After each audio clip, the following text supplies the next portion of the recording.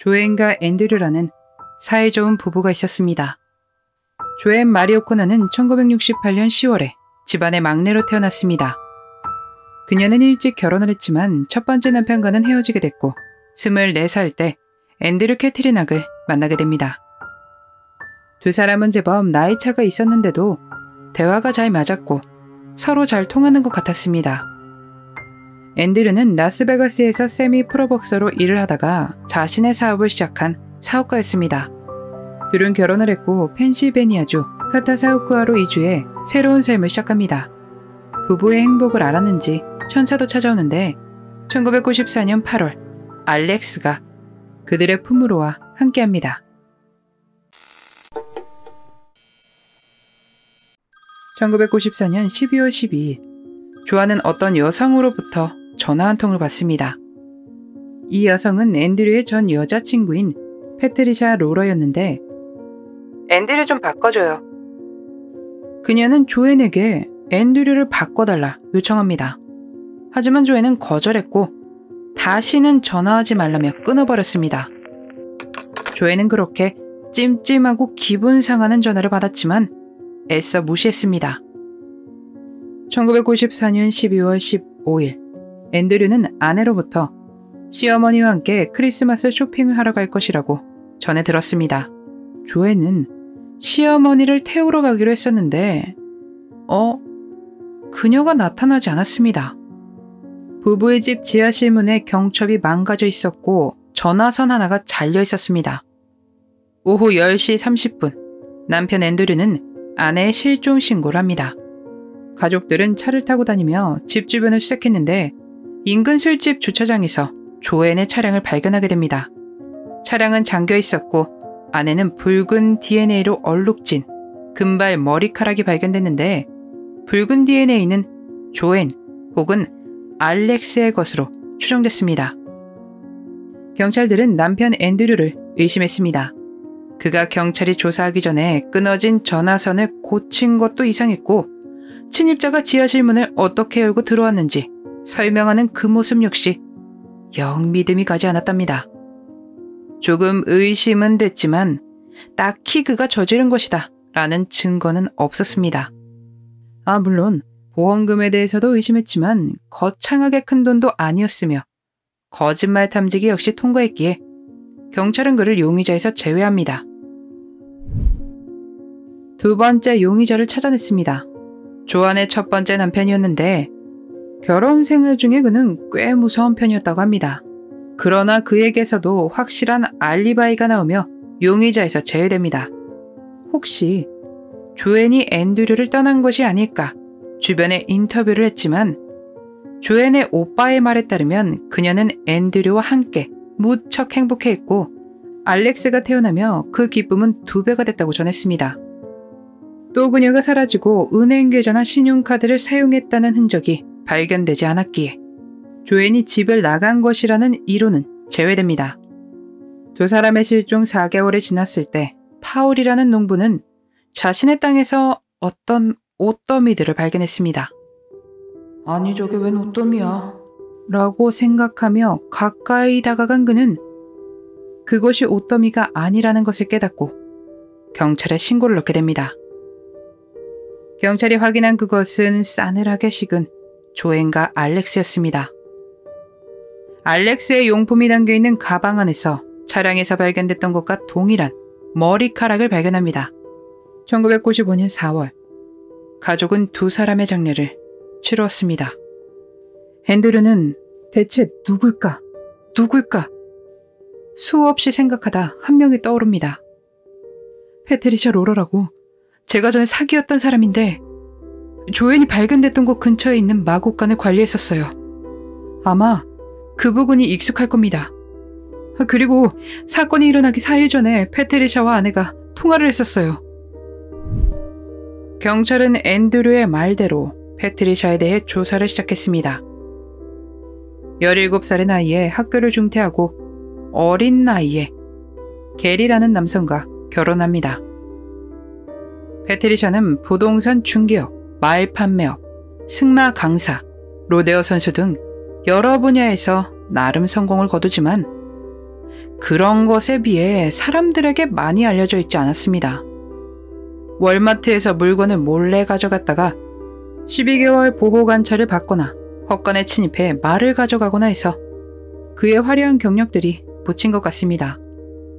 게리와 패트리샤는 아이가 갑작스레 하늘로 떠나고 나서 이혼을 합니다. 패트리샤는 펜실베니아로 이사했고 식당에서 앤드류를 만나게 되며 2년간 함께 생활을 하다 1993년에 헤어졌습니다. 그녀는 다시 노스캐롤라이나로 돌아와 새로운 남자친구와 함께 살았고 니콜이라는 딸을 낳았습니다. 경찰은 패트리샤를 인터뷰하기 위해 찾아가는데 그녀에게선 어떠한 두려움도 없어 보였습니다. 저는 그날 사료가게, 태닝살롱, 컨트리 뮤직클럽에 들렀어요. 그녀가 주장한 알리바이와는 다르게 클럽 댄스 강의의 출석 서명란에 패트리샤의 서명은 없었으며 댄스 강사는 그녀를 본 기억이 없었습니다. 또 몰래 녹음한 통화 내용 중에 패트리샤는 강사에게 자신의 출석에 대해 증언해달라는 부탁을 합니다. 경찰은 패트리샤가 조앤과 통화를 했던 날 그녀의 집에서 통화 기록이 없는 것으로 보아 집 밖에 공중전화에서 했거나 줄을 벗어나 통화를 한 것일 수도 있다고 판단했습니다.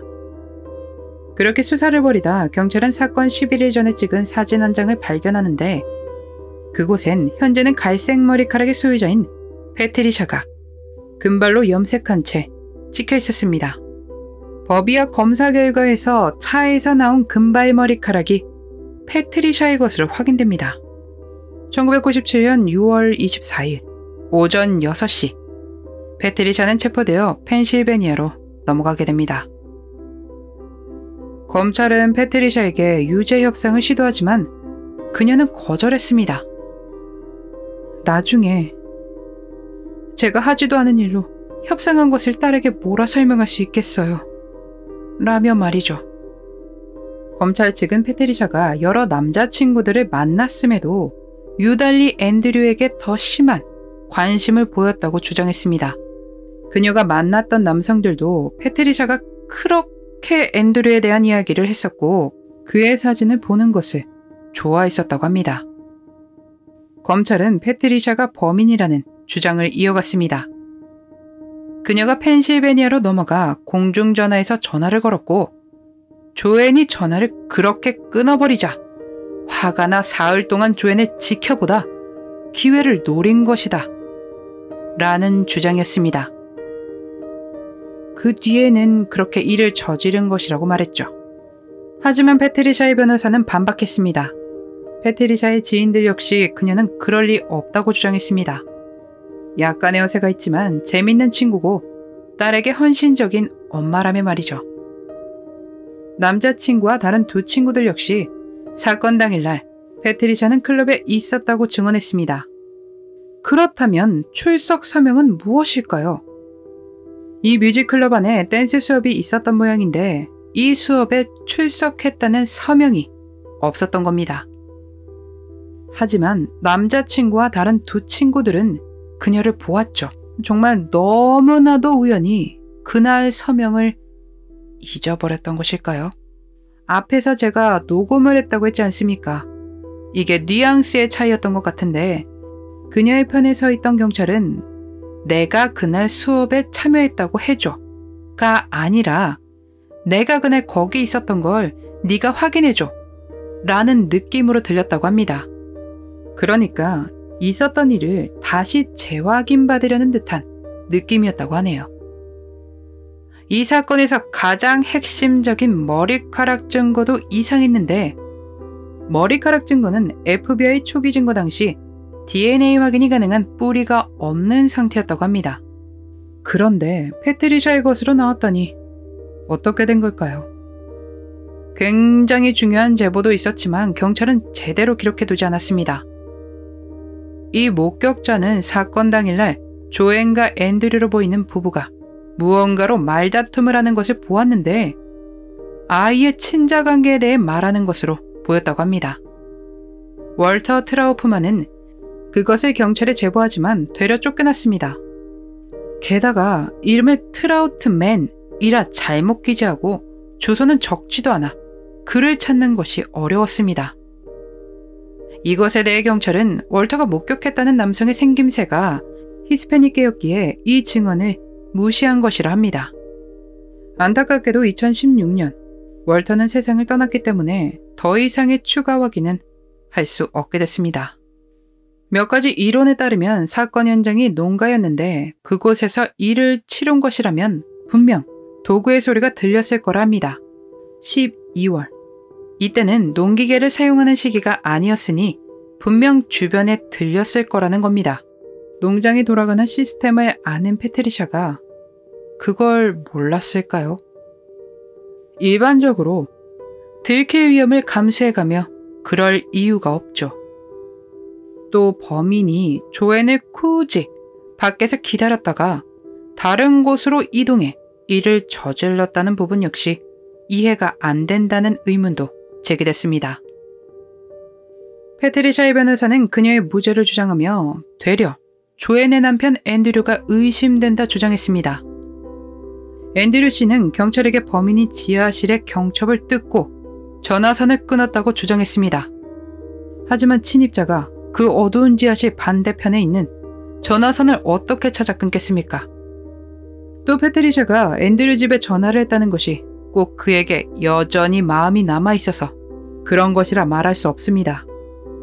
패트리샤는 원래가 대부분의 사람들과 연락을 지속하던 사람이었습니다.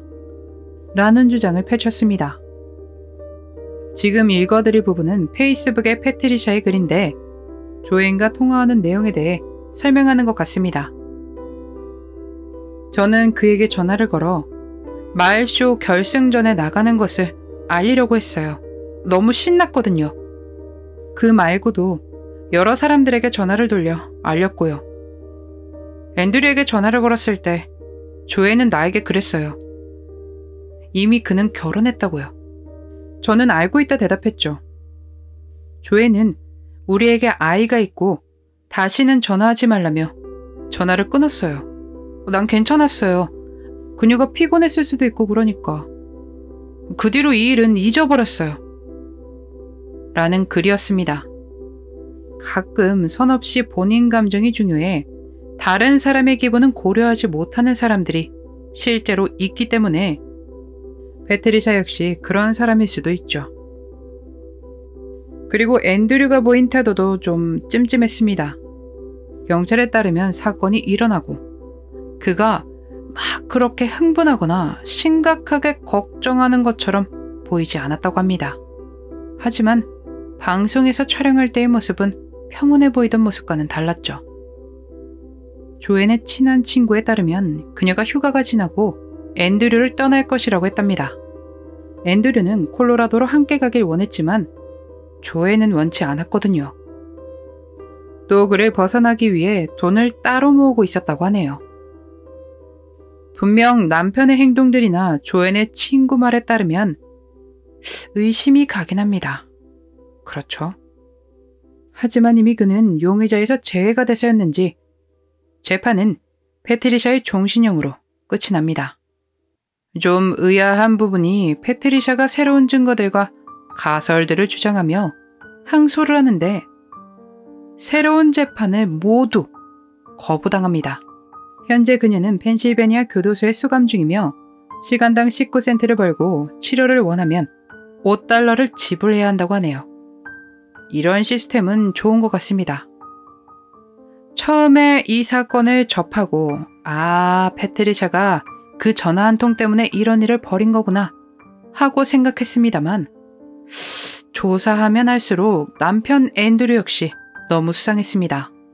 그는 패트리샤가 명백하게 지하실로 침입했다라고 주장했지만 어떤 점이 어떻게 명백한지 설명하지 않았습니다. 그가 범인이다 라고 말할 확실한 증거는 없지만 심적으로 좀 미심쩍달까요? 왜 법원은 패트리샤의 항소를 받아들이지 않을까요? 증거로 따지자면 패트리샤를 가리킬 만한 증거도 마땅히 없는 것 같은데 말이죠. 과연 이 사건의 진실은 무엇일까요? 정크 사이언스로 인해 만들어진 사건일까요? 여러분들은 어떻게 생각하시나요? 크리스마스를 기다리며 즐겁게 쇼핑을 나서려 했던 조앤과 아들 알렉스. 범인은 잡혔지만 정말 이게 끝인 건가 싶은 사건. 패트리샤 로러의 그날의 미스터리였습니다.